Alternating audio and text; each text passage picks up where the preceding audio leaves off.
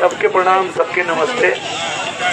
और खाली हम ही कहे खातिर आ रही कि आप लोग जो आशीर्वाद देला, हमके जो प्यार देला वो सफल हो गए।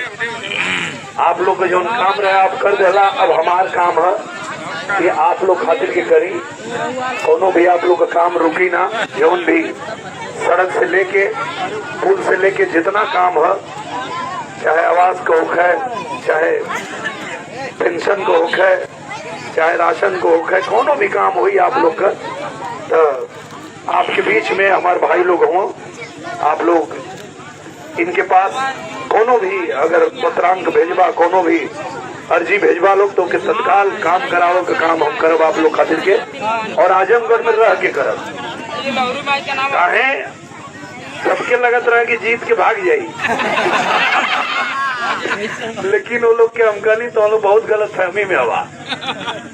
अरे हम 15 फिल्म तैयार करके आ गई जल्ला, ये तो हम लोग के बतावत नहीं।